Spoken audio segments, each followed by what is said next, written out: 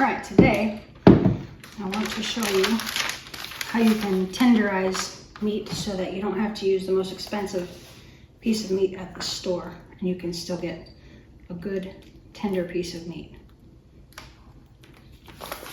Tomorrow night I'm going to be making steak and vegetables for dinner, and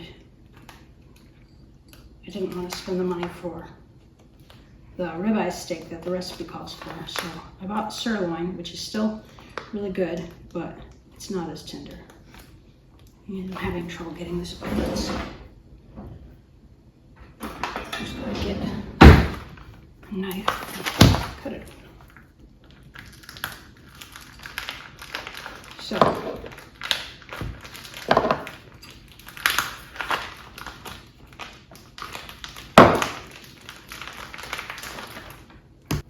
now I always salt my meat before I tenderize it.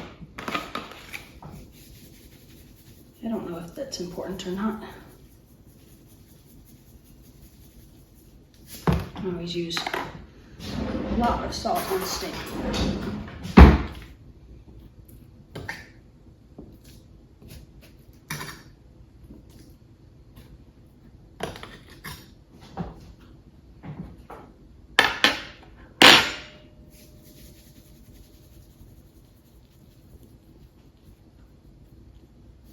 Yeah.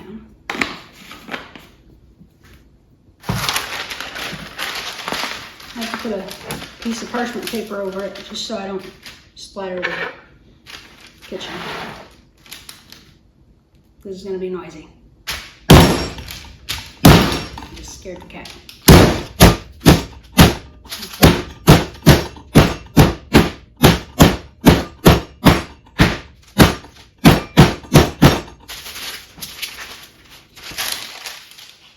You can see how it's kind of spread out thinner as those fibrous parts start to break down. It spreads out thinner and you can kind of tell that it's giving more when you hit it.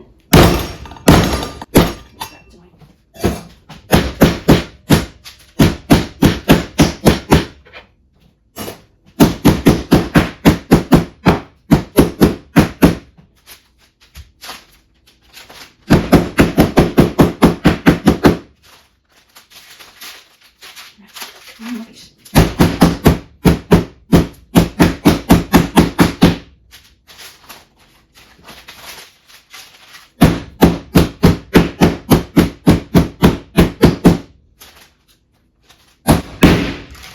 Now if you're going to slow cook it, this isn't necessary, but we're going to cook this in the skillet. Now I've got just a quart freezer bag here. I'm going to put these in here.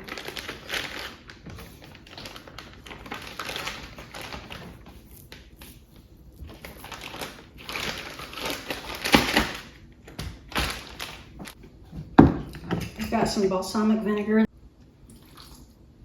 this is going to sit until tomorrow evening, which is about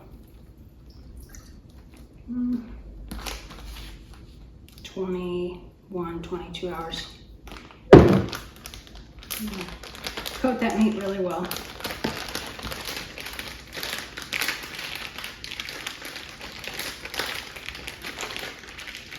And then I'll put some oil in there too.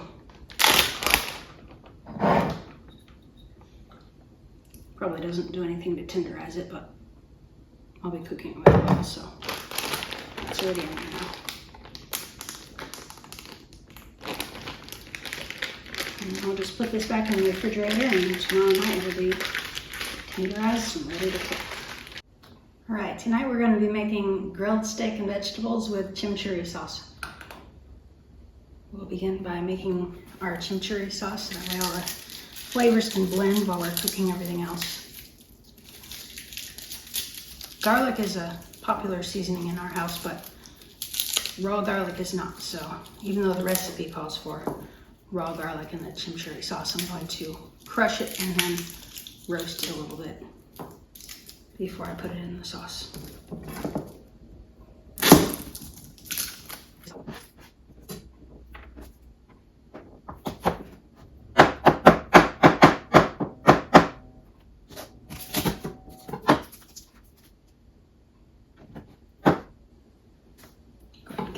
pan preheating.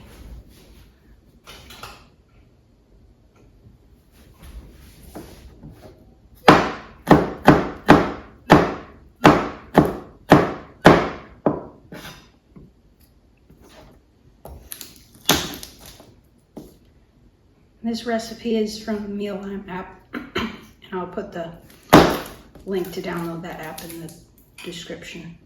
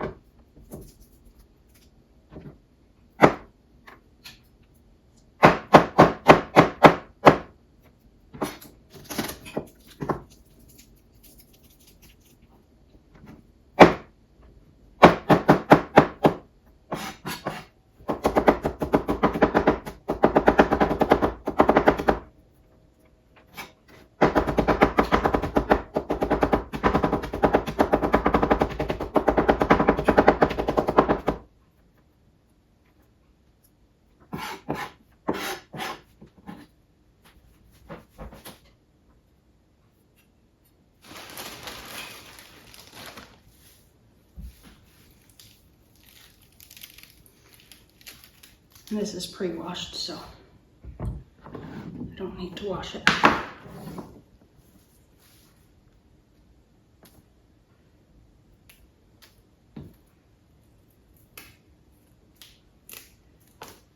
And as usual, I'm using a lot more seasoning and making a lot more sauce than what the recipe calls for.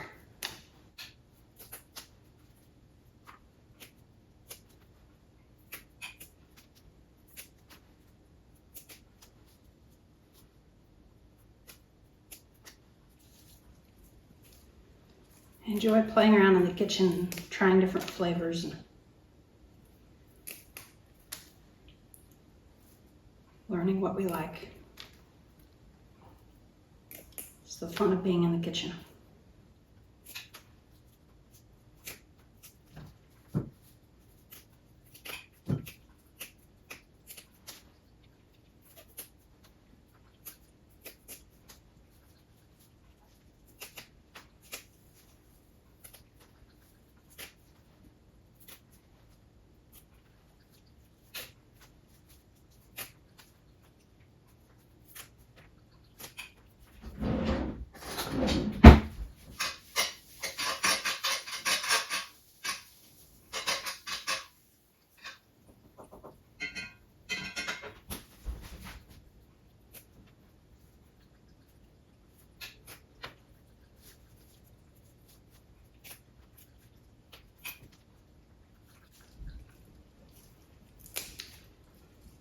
This is fresh parsley.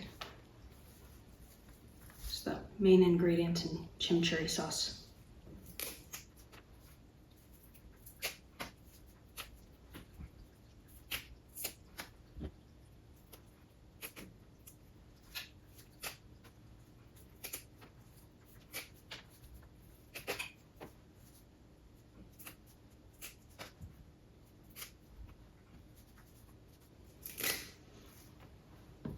First time I ever tasted chimichurri sauce, I was visiting friends down in Florida, and they took me to a Cuban restaurant. I'd never eaten Cuban food before. They said it's a lot like Mexican, except it's not the least bit hot. It was very good. So I believe this dish is intended to be Cuban in flavor. I've made it before, it's very good.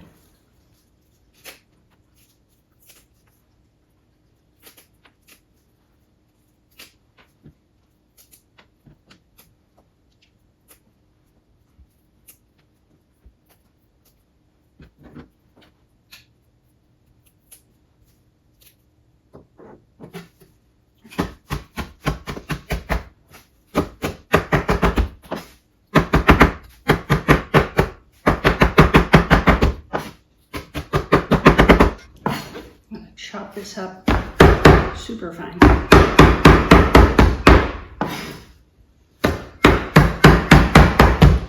Don't have to be perfect about getting all the stems out of there, but you definitely don't want to leave any of these tough main stems in there.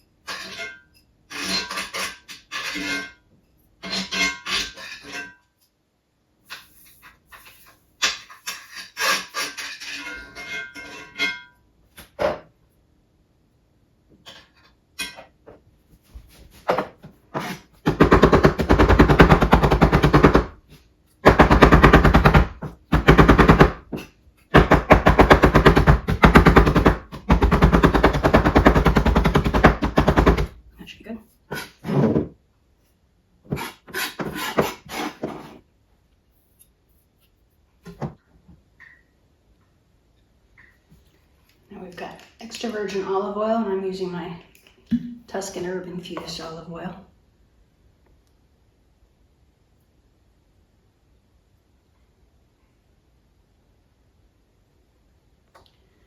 And then we've got red wine vinegar.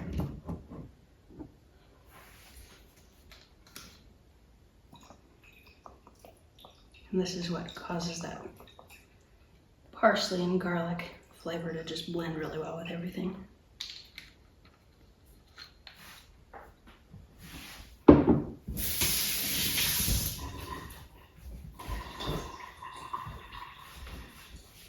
And then we have, oh, that's for the vegetables. We have salt and black pepper, and we're supposed to have red pepper, but not everyone here likes things that hot, so I'm not going to put the red pepper in there. That really needs a bit more liquid, so I'm going to put some more oil in there. Mix it up and see how that looks.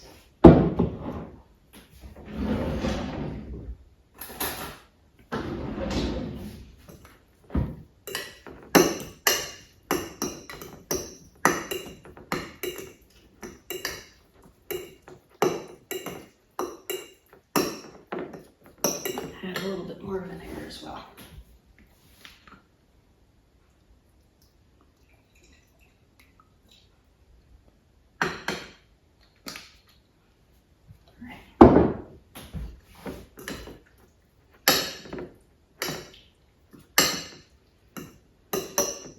Set that aside and prepare my vegetables. Carrots take a bit longer to cook up than peppers and the zucchini, so I'm going to cut them very thin to help them soften up more quickly.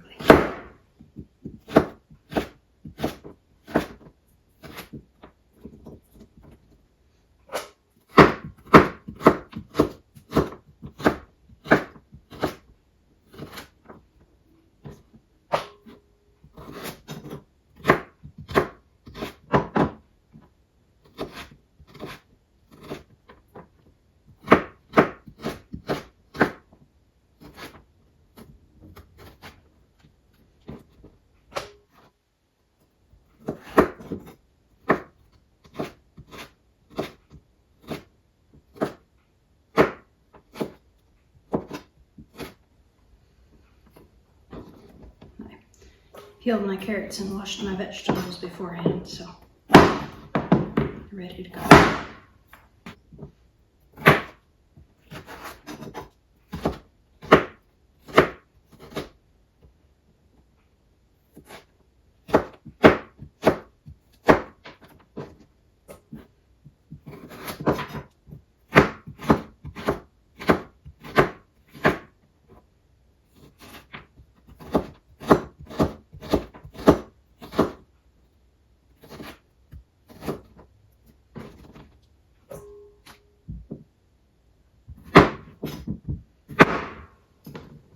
says to slice this into rounds, but that makes it want to roll all over the kitchen, so I'm going to cheat and slice it in half rounds, cutting it thicker than the carrots.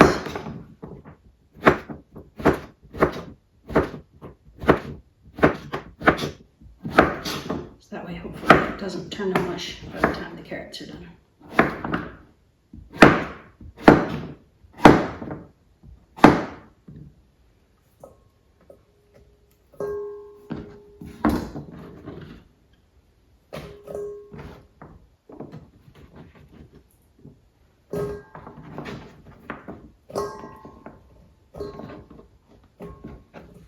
I've got one red bell pepper.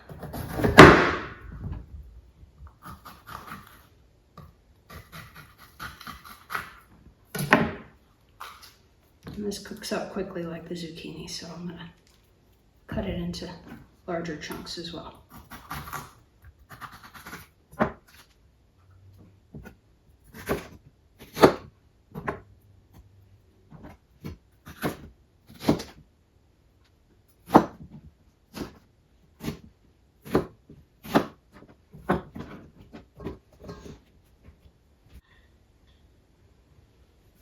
And we just put some olive oil in there. Putting more than the recipe says because it's flavored oil and it tastes amazing. And then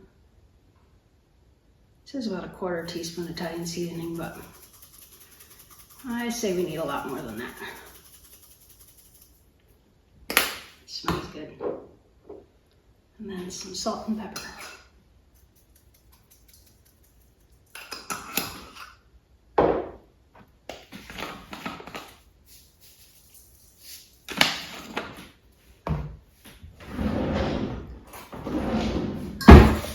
Toss that and it's ready to cook up after the steak is cooked.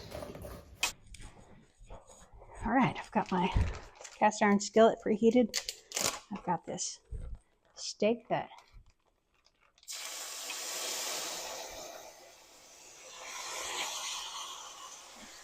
pounded and marinated last night. So the recipe calls for ribeye. If you use ribeye, then this step was not necessary, but I decided to save some money and use sirloin instead, which is quite good, but not as tender as ribeye. So I salted it, pounded it, and put some vinegar and oil in there and let it set overnight. I didn't put any pepper on it, though. I think I'll add some.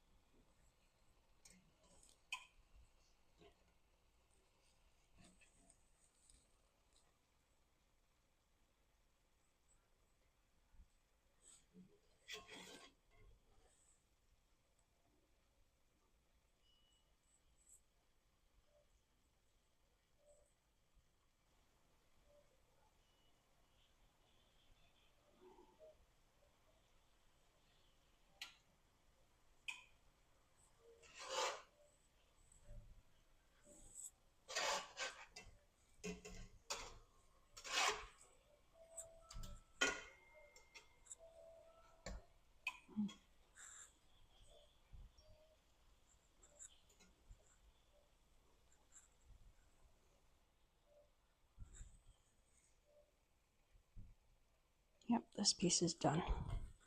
Now, especially if you marinate the steak, you'll definitely want to double check its doneness using the meat thermometer, because the marinade changes the color of the steak so that it looks done before it actually is. And since I've got 3 pieces here, I'm going to check each of them.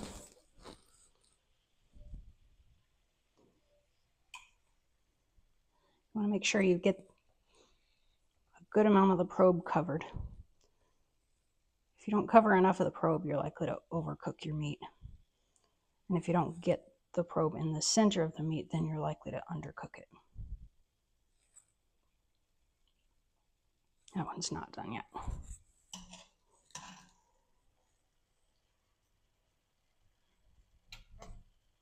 Oops.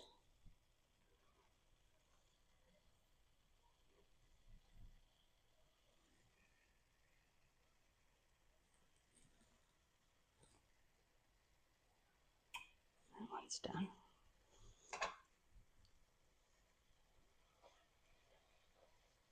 Beef steaks need to be cooked to an internal temperature of 145, and they need to rest for at least 3 minutes covered after they're cooked. Just waiting on that last one.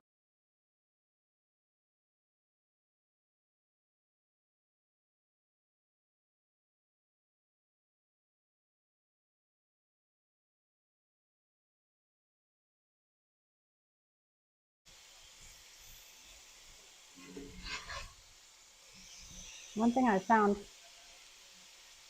with vegetables, a lot of people think that they don't like very many vegetables, but turns out they like more than they think they do if they're cooked well and seasoned well.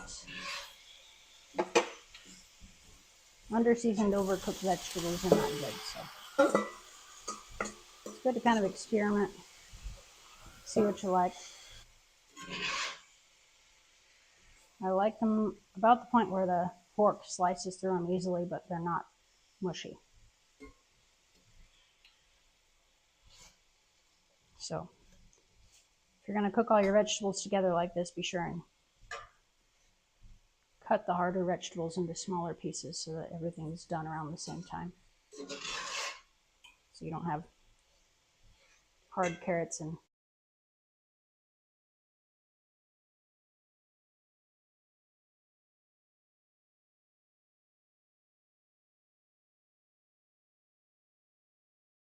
veggies.